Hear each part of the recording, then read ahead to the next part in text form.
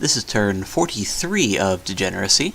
So Atlantis has moved on to our fortress. We've already seen this army and its interesting formation. Here in the Silent Wetlands, we raid one of Agartha's provinces successfully, killing several turtle warriors in the process. Here in Ampholia, we have successfully trapped Marignon's army with our Pretender. So she's sitting there at the back while everyone else is just getting ready for now. So they do put up anti-magic, which is going to make them somewhat more resistant to Wind of Death.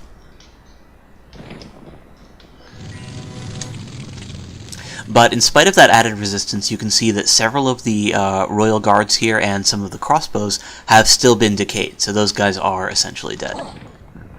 And then with Rain of Stones, we managed to deal damage to everything here, killing 2 mages instantly, as well as doing a bunch of damage to the crossbows, and almost killing both the Royal Navigators. This guy here even survived on only 1 HP.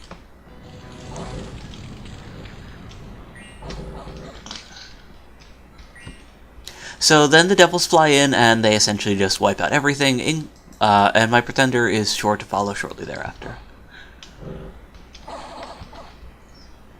However, the decay effect continues to tick after the battle is over, killing a number of Marignon's guys. And you can see that here. My Pretender, of course, respawned, being immortal. We've killed 4 mages, including one of these expensive Gothic Masters, and 3 of the Adepts. We've also killed several crossbows, but all of the demons survived. And my Pretender is going to be able to get back at it again. With the reduced number of mages here, particularly the fact that we've taken out all of those fire elementals, we might even be able to try to take a fight against these guys, and try to just overwhelm those demons with sheer numbers of ghosts, and things like Rigor Mortis and other nice spells. Here in Rentdale, we raid a province back from Marignon. Here in Pescan, Agartha raids a province back from us. In Ardun, Micklin catches a couple of guys who had retreated from one of my armies and kills those guys while capturing this province with a bunch of sacreds. Here in Anidria, we kill a couple of Micklin priests, which had been sitting in a place where they should not have. Here in Jabernia, Agartha's just raiding. Here in Monherboa, we do, I think we do run into some of Agartha's guys here. Yeah, so he actually has a bunch of mages and some devils. The fact that these devils are here does mean that he's been using these soul contracts, and we can even see who it's on, this guy right over here. And he's going to be basically producing a devil per turn for the entire game until he gets potentially eaten from horror marks, but given that he hasn't been yet, it's most likely going to be a while before that happens.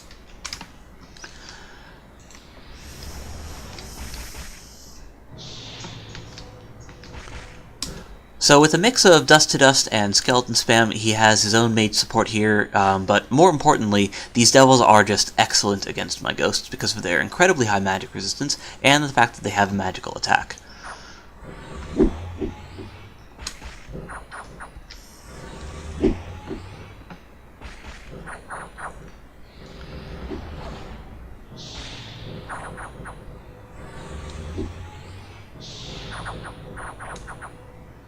So we managed to kill a couple of devils before routing, but we do rout, and I don't believe that we have anywhere to retreat to from this battle. That was down here in Monherboa. Yeah, so we killed 2 of those devils, but that was definitely not worth the little raiding party there. So yeah, good job for Agartha for finally catching one of those. But those raiding parties are doing what they're supposed to. Here we bump into one of Micklin's little raiding parties with our large force. Which we're most likely going to be trying to actually conquer something from Micklin's territory with. Here in Witherland, we raid and lose a couple dispossessed spirits. Here in Forest of Pine, we see Marignon's actually just grabbing this province from Agartha, and unfortunately we run into him here. So while we do have a relatively sizable raiding party of ghosts right over here, Marignon actually has mage support on his side.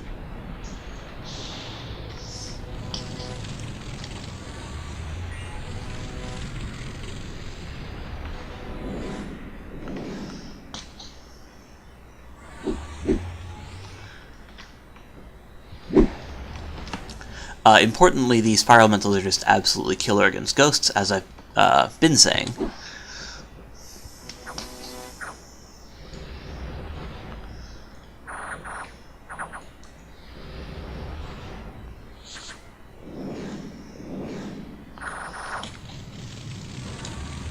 Oh, and the flaming crossbows, of course, definitely don't hurt.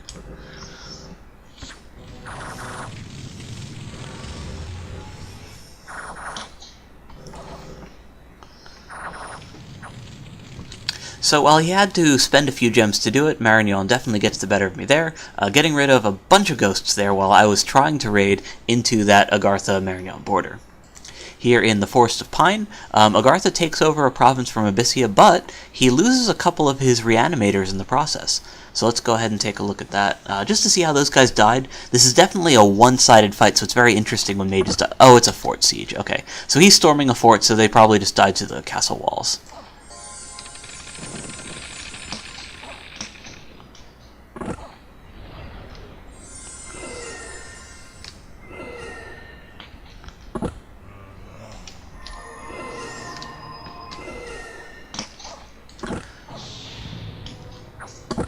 Agartha seems to have expected much more of a defense here, given that he scripted those Shadow Blasts.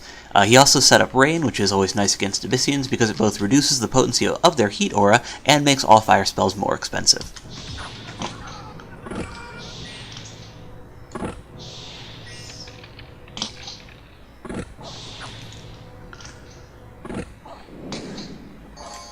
For this particular fight, though, he probably could have done it with just using his regular troops and saved himself a couple mage losses there, but, I mean, you know, he might not have just scouted what's inside. And then my Shadow Tribune retreated, thanks to Agartha actually defending his province successfully. We find an evil spirit, which is nice. I think that's the Haunted Village. So that's another free Death Gem site, always good to get. And we get a handful of Earth Gems. So here, given that we left only one guy there, they're defending that fort. Well, they're repairing it, of course. Well, my guys here are going to be calling spirits, apparitions, and so on in order to boost up the numbers of this army a little bit before we head back into battle. Because while we did have a decisive victory against Joman last time, I definitely do want province defense on my side if possible.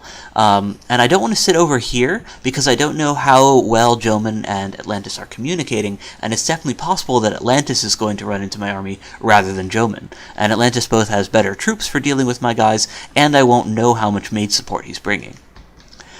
Here, I am keeping up my fort relatively well, and I'm also going to, I believe I am going to be having this fort broken next turn, but I was able to hold it for at least this turn in spite of the very large number of troops, thanks to the fact that I have all of these ghosts and wolves inside of it. So what I'm going to be doing now, given Atlantis' propensity for deathballing, I don't think that he's going to cover his retreats, essentially, which is something that's always very important when you're moving around a large group of guys like this. So if he doesn't hit either of these two provinces, I can attack into him here to capture this province, and then just by virtue of having enough guys there, I can attack into him here, which means that unless he either takes over the throne, which would be potentially difficult, and I don't think that he would do that, or captures this province, then I'm going to be able to basically lock his army there with no retreats, meaning that if I win the battle, then I manage to get rid of pretty much all of his guys. And given that I have a huge number of mages here, I definitely have enough firepower in order to actually get rid of them. Or, yeah, get rid of that army. Because we've already seen that its mage support is relatively light and its positioning's kind of iffy, and I'm going to be having a huge number of mages on my side, including my Pretender. I'm also going to be moving my Pretender with Move Patrol, the idea with that being that way she can potentially deal more damage to Atlantis' army if he tries to siege this fort as well. Here, I'm going to be basically hitting Omphalia under the supposition that Marignon is most likely going to try to withdraw here, given the fact that he just got hit by that trap and is probably not feeling too great about this army's position. And then if I'm wrong, it's a relatively inexpensive raiding party. Along the same lines, I'm going to be just reinforcing this fort's defenders right over here, so that if he does move onto the fort with his mage support, I'll be able to hold it up for long enough to first get rid of Atlantis' army, and then swing back over to kick Marignon off of this fort here. Since the Mictlan front has been going just great, I'm going to continue focusing on trying to capture provinces here, and basically go for an actual victory rather than just continuing to run around and raid across the territory. So this army right over here is going to be trying to siege this fort, while these guys over here are going to try to hunt down this Jaguar party, basically in order to protect this fort, which isn't going to have any guys in it for a while, and potentially just to cruise around this area and probably grab this province, maybe go for some sea provinces. Basically, this is just a very versatile position to be in while we're preparing to attack the capital. On the Agarthan front, we're going to basically just continue raiding. We're not trying to take him on head-on quite yet. We see that he has a bad event over here, which locked down this fort, which is great for us. And then these guys, given that we lost the battle on that fort right over there, are going to just try to do some raiding into the water right over there. And yeah, this is where we ran into Agartha's defense and Marignon's offense and lost our guys. So, that's the turn. We're basically finally being pushed into by both of the two more aggressive powers, Atlantis and Marignon, but we expect to be able to hold off both of these armies relatively well, and our raiding continues against Agartha, even while Agartha continues to conquer Abyssia. This is turn 44 of Degeneracy. So first we raid a province with a large number of ghosts and keep a fort under siege, so that's always fun. We managed to scout cap a province from Atlantis because he forgot to put in province defense there. So always add 1 PD, otherwise scouts can go steal your stuff. Here in Blue Waters, because we had only one acolyte with no ghostly frontline to keep people busy, he got locked onto by the province defense and killed before skeletons could do anything useful. Here in Land's End, Marignon is basically pulling back with all of his devils and stuff while bringing in additional reinforcements just to make sure that that army is able to make it out okay. Here in the Great Woods, Agartha continues to just capture Abyssia's provinces, and Abyssia is just throwing away mages. In the Pit, we managed to raid this province back from Atlantis, and this is one of the important provinces in that we're cutting off one of his retreats. Here in Black Peaks, we managed to see Joman's army. There's not much new to it, though. He's still doing the same mage ball clustered like towards the back with just weird blobs of, yeah, guys with no real rhyme and reason to their positioning here. And it's very clear how much he's lost given the massively reduced quantities of chaff right over here, as well as the fact that he just has a lot fewer mages. So we're definitely going to be able to turn the pressure up against Joman once again. Here in Ampholia, we just raid one of Marignon's provinces, and in Gerthug, Micklin has put our fort under siege as we potentially expected him to. Here in Toledo, this is the army that we have been sending deeper into Micklin's territory to potentially go for his fortress, and he tried to patrol with the Tribal King and some Sacreds for some reason, and we managed to bolster our supply of Jaguar warriors even further. Here in Koromu, Agartha is raiding with huge numbers of mages, the idea I assume being that he's just trying to prevent taking any troop losses while doing so. It's just kind of wasteful.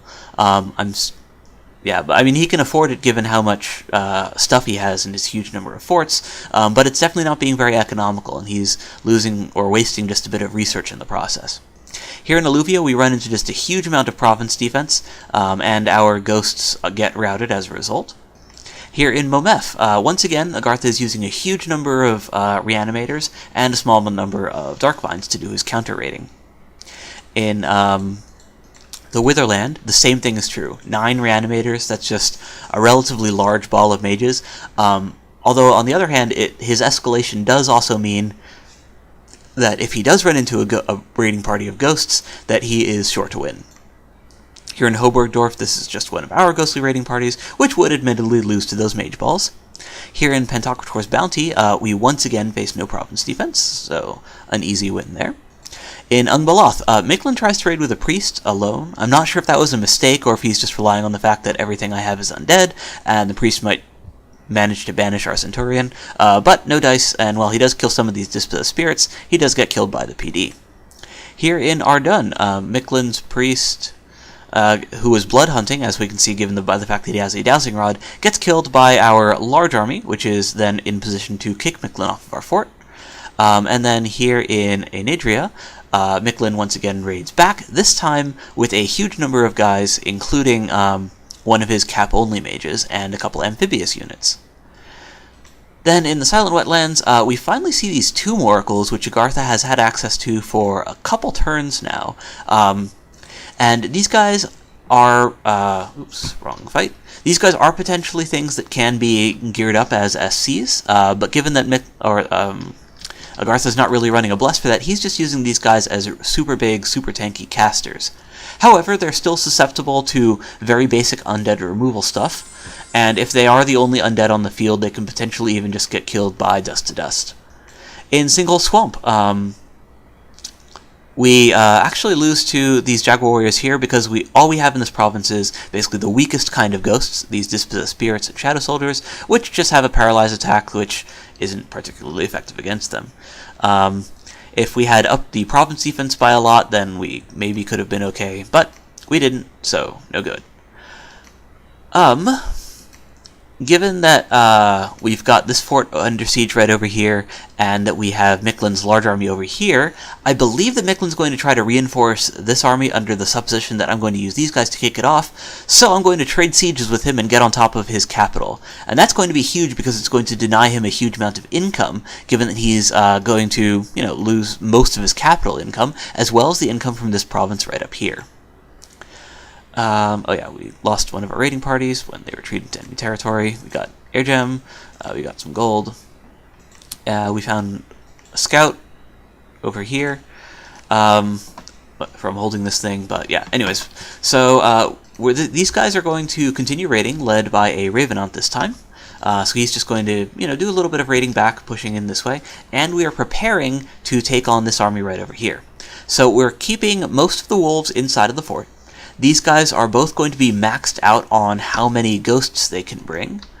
And we are going to be using wolves as suicide chaff in the front, and we are setting up a communion of lizard shamans.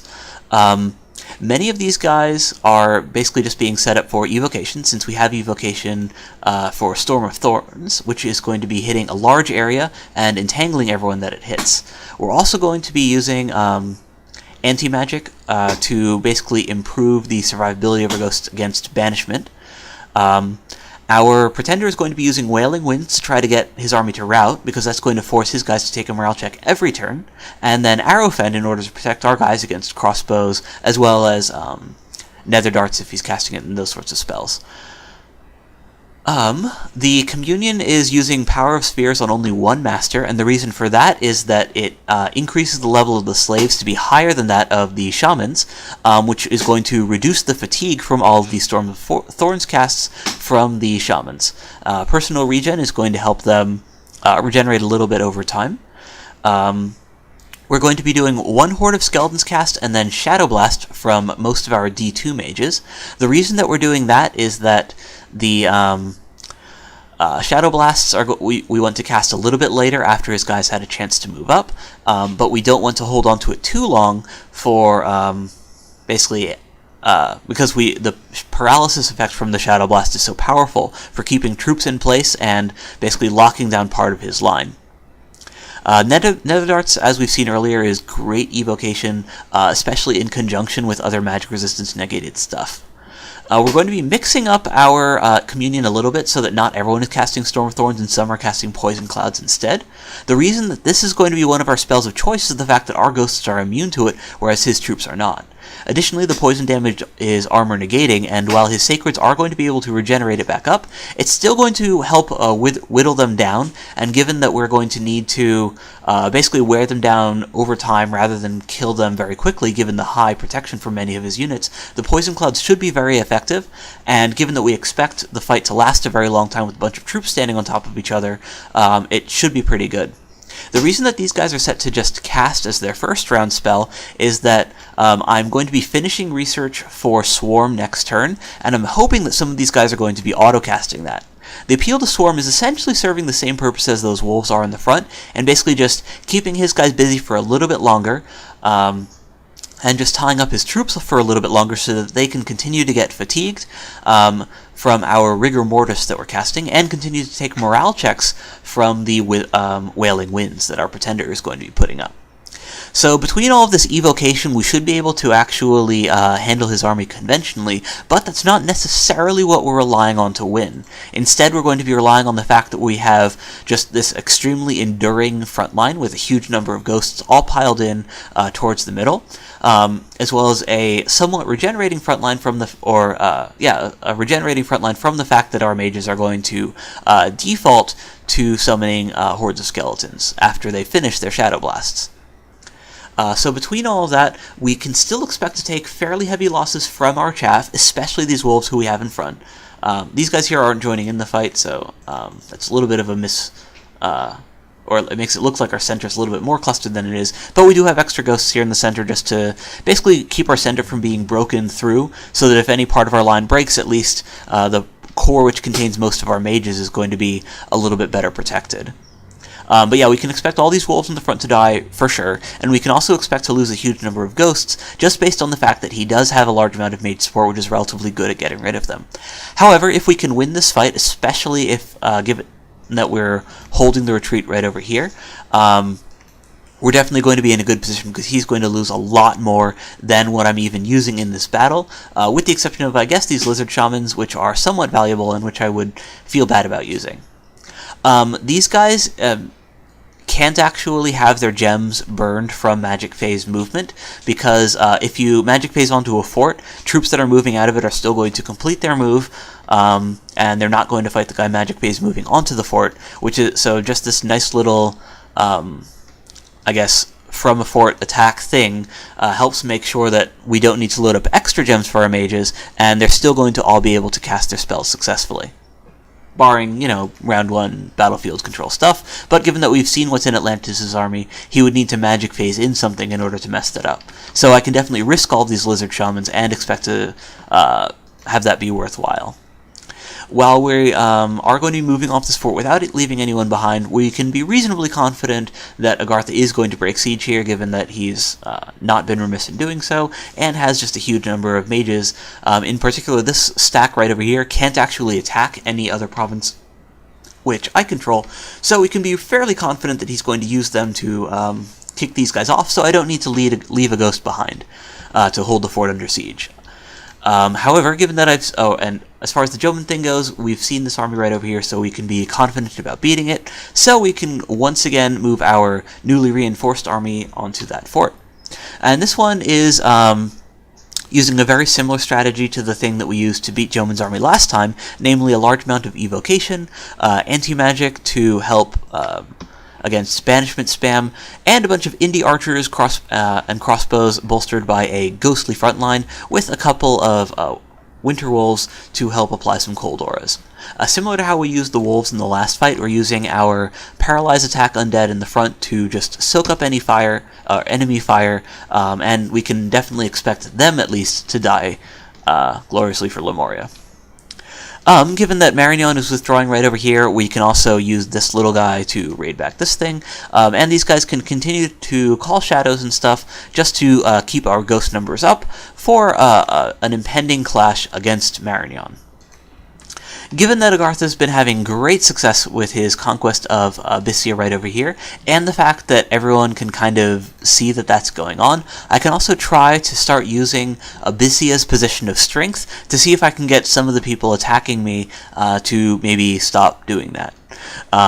Marignon in particular has basically seen only battlefield clear from me as far as like mage tactics go, so he doesn't know about the offensive capabilities of my armies, and he's seen basically only traps and little raiding parties, so he might think that I'm just, desperately trying to fight off everyone else, so he's probably going to be the most likely person to turn. Atlantis is fully dedicated to my removal, Jomon is being removed, and Mictlan is also being conquered. So, Marignon's basically going to be the focus of my diplomatic efforts in the hopes that I can, if not turn him against Agartha, at least get him to remain neutral while I fight the other players. And that's the turn.